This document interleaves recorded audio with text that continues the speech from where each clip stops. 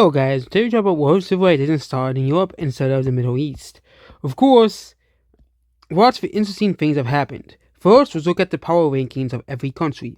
The Navarro Caliphate is still the number one power in the world, with Russia being at number 2, India being at number 3, Iberia being at number 4, that's the Spanish country, France at number 5, 6 is Indonesia, 7th is South China, 8th is Italy, 9th is Greece, and 10th is England. Despite, India and the Navarro Caliphate and, of course, Indonesia being massive countries, they're still far weaker than most European countries. Also, I just realized Indonesia doesn't have a capital. Oh, it does. We don't have it labeled. Yeah.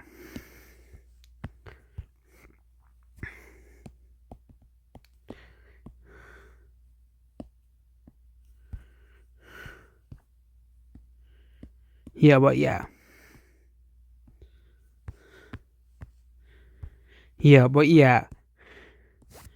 There you go. And then, of course, we had. Did we read the stability map? No, we didn't. Yeah. But a lot will happen in this video. First is a stability map as well. Yeah. First country to reach lower stability, to improve the stability, is, of course, France. Yeah. They go down to the lowest rank of stability. Here, the highest rank of stability, lowest rank of stability, which is actually very good. The Navarro Caliphate doesn't change. Orange India doesn't change. However, this Chinese country's stability gets worse. This Chinese government, Central China, has tried to reform. South China, again, they're not doing very well either in stability, and North China as well, but Central China is doing horribly stability-wise as well. Okay? Yeah.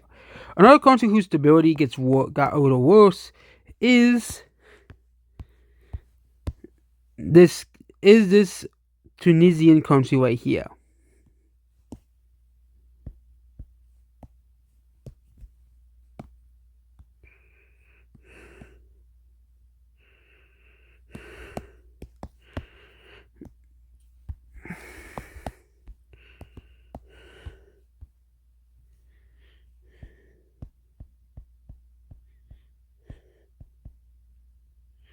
Yeah, but other than that, the stability map does not really change all too much as well. Here.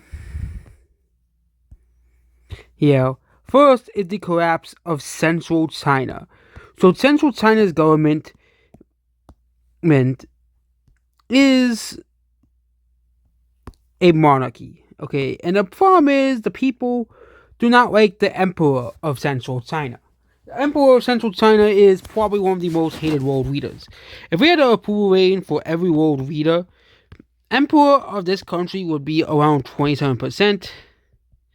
Yeah, which is lower than many really bad approval. Like, the only country that holds actual public approval ratings is Italy as well, which Italy's is around 56%, which is around half the country because Italy has political parties as well, in the first fully democratic country in the world as well here.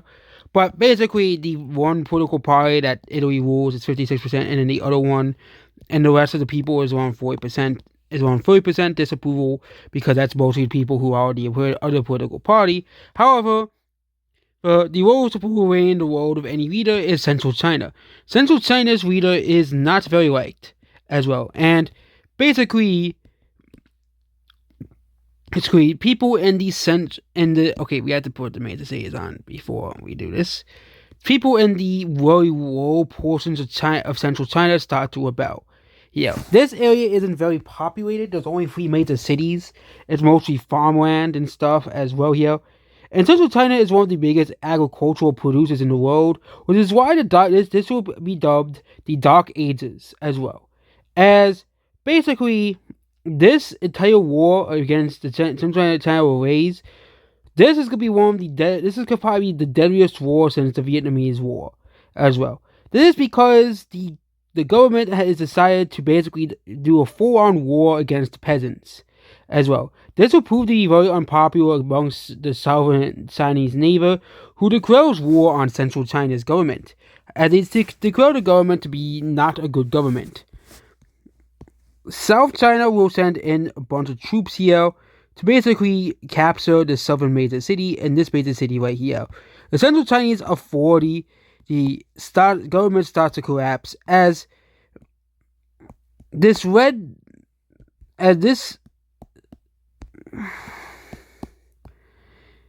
northern portion starts to rebel as well. Okay, they start to rebel here, and they just want to be a separate country from Central China. They have a different culture and everything here, a different ethnicity here. The Chinese Authority freezes to the Japanese colony and Korean colony as well. However, South China gives the Korean countries basically, hey, I know we have basically punished Korea for that war, but go ahead and invade. And basically, this Central Korean country just invades them straight up, right? And Japan, which is the 11th most powerful country in the world, straight up invades South Japan as well, and basically defeats the Chinese here as well. The Chinese also have a colony here. This will be the Taiwanese will declare war on the Central Chinese Authority, and they will basically fight to basically just take this little colony here as well. Yeah. And basically the Central Chinese, the son of the Central Chinese emperor will basically sign an agreement after the Chinese emperor is executed by, the Korean people. Basically, it was basically kind of like the French Revolution as well, and basically there'll be a new peace treaty for this entire war.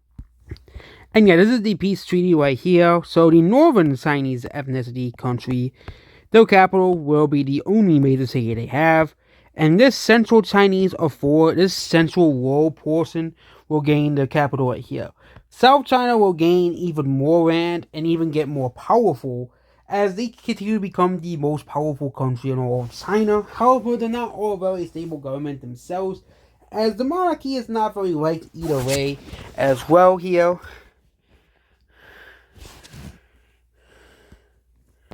Also, basically, this Chinese country no longer has so this country down here will still remain a monarchy as well here. This country will become the first democratic country, and this country will be, the second dictatorship in the entire world as well here. Yeah. Basically, this is a world war that wanted their independence for their ethnicity and ethnic group as well. However, democracy continues to spread around the world. However, something very bad is about to happen. As a result of this war, there has been a global famine, a global food shortage because of Central China. Central China is in the top 5 food producers in the world. Okay? And because of these severe punishments, as well. Okay, the top 5 food producers in the world is number 1 is India. Number 2 is Central China. Number 3 is South China. Number 4 is Russia. And number 5 is Navarro Caliphate. Those are the top 5 food producers in the world as well. However, the Chinese government basically decided to engineer a pest, through, selective breeding that would eat at crops to basically cause a massive worldwide famine. However, because of this war, the insects have now spread to India, which is the number 2 food producer in the world, and also South China and North China, which North China is number 6 as well. And it's about to spread throughout the Navarro Caliphate in Russia, which is very, very bad for Europe as they want to expand further into North America and this new continent. However, they're struggling, they'll have a massive food shortage right now, which means they can't really expand here as well.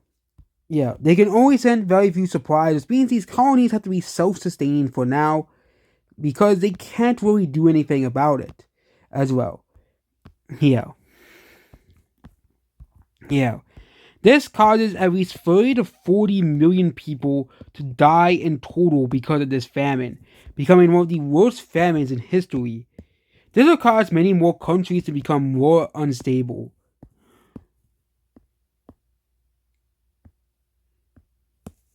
as well. This Kazakhstan country will become more. This Stan country becomes more unstable. Well, North China becomes more unstable because of this.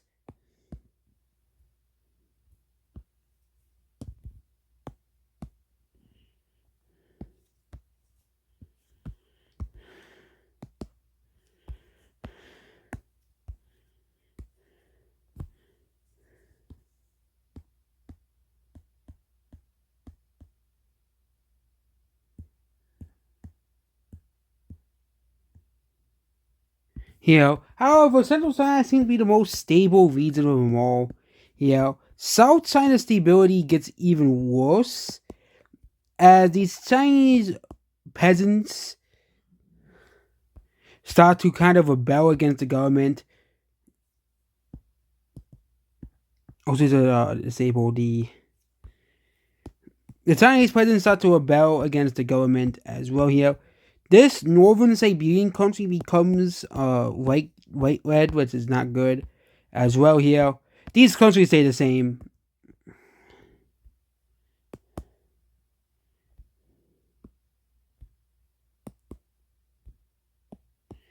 Russia becomes more unstable. The Varal Caliphate becomes more unstable, becoming as unstable as not as unstable as these two countries. However, the most instability will affect Europe as well. Okay, almost every European country becomes more unstable as a result of this as well, which is why as well. And most likely, it means a change of government is coming from most of these countries. Some of these very much smaller countries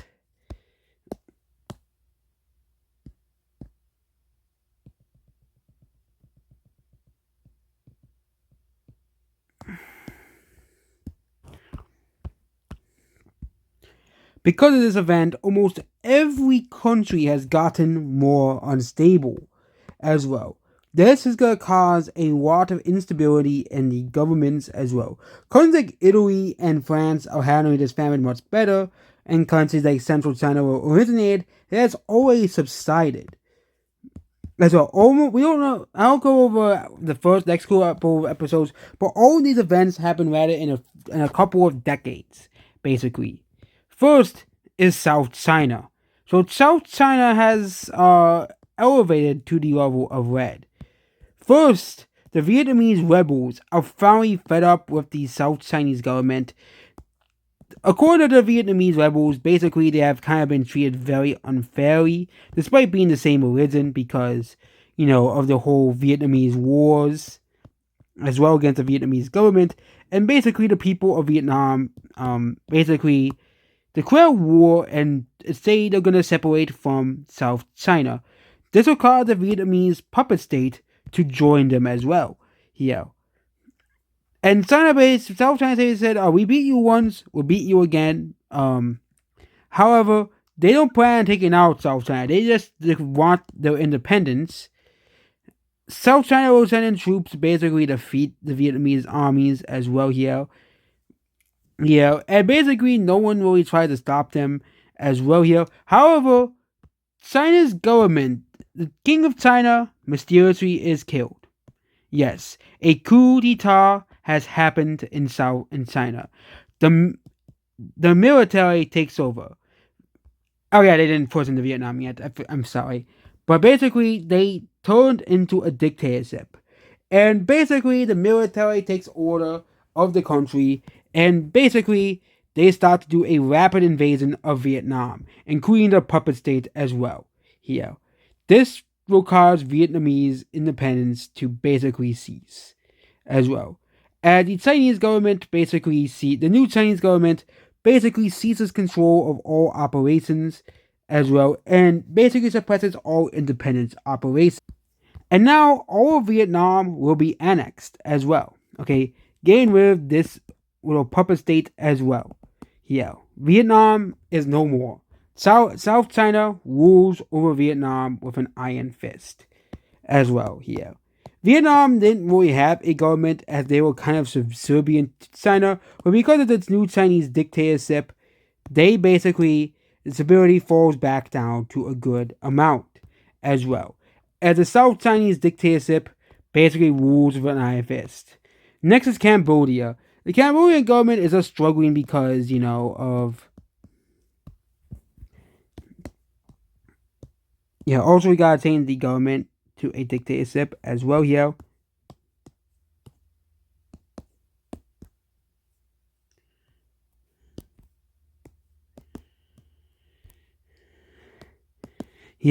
Which is the color gray.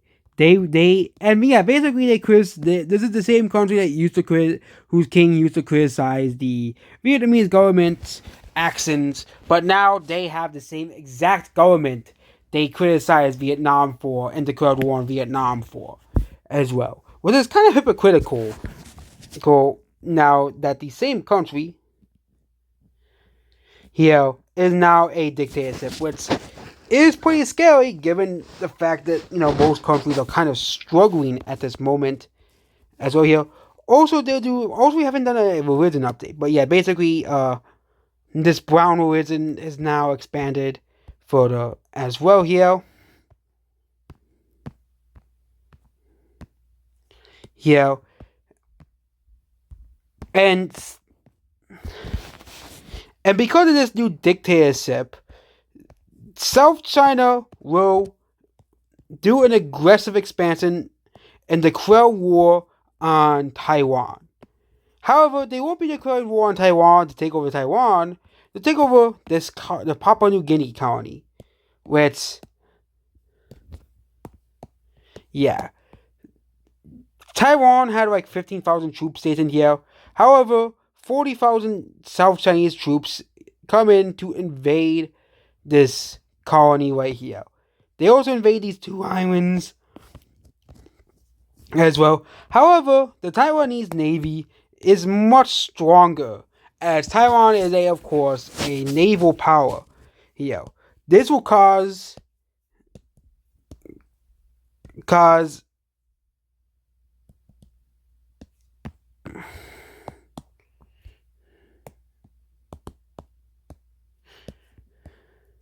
a huge problem, as Taiwan will attempt to try to take it back. However, the Chinese forces are too expansive, and they are forced to give up this portion of Papua New Guinea to China, to South China. So basically, Taiwan will cede this land to Taiwan, and yeah, the stability map will be changed to look like this.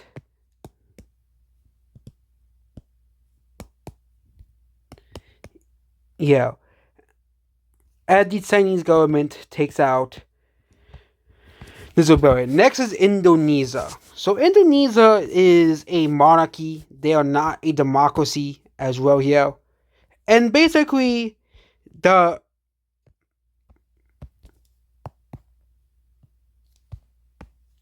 king of Indonesia basically says, hey, we'll get through this famine, and basically Indonesia will kind of struggle for a while, but nothing bad will really happen to them as well here. Some separatist movements occur every once in a while. However, the situation isn't as dire as India, which just united into one country as well here. India is one of the top powers, number 3 in the world.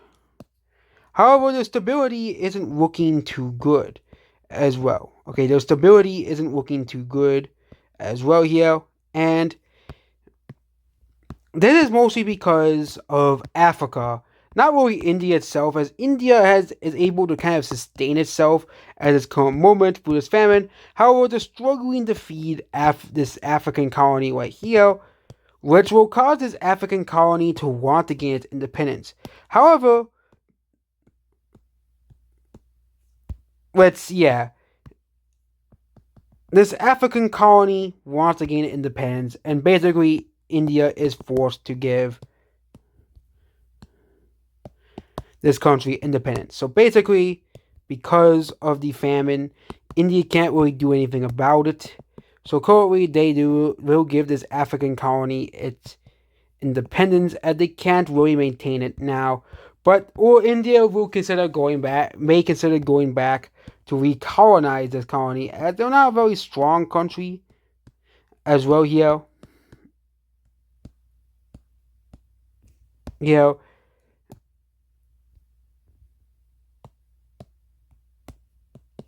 You know, and the capital city will be right here as well. Basically, they'll be right here. And yeah, the stability of India will go down to just a dark. Okay, we're gonna turn off the major cities right here. We'll go back down further to here, as they kind of just let go of this colony for now. However, they do give the African colony a chance to rejoin if things go south. And yeah, this will be part 1 of 2 of the Grand Crisis. We'll be handling Europe as well. Because Asia, we already did the Grand Crisis in Asia, basically, as well. And also Navarro Caliphate as well. We'll see what happens to them next episode. So, yeah. So a bunch of new countries are created and new governments are created as well here.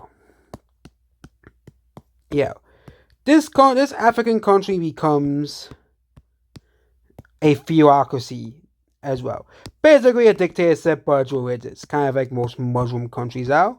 But current Muslim countries are, and also Morocco as well, in this world, and this little country right here. Basically the same government type.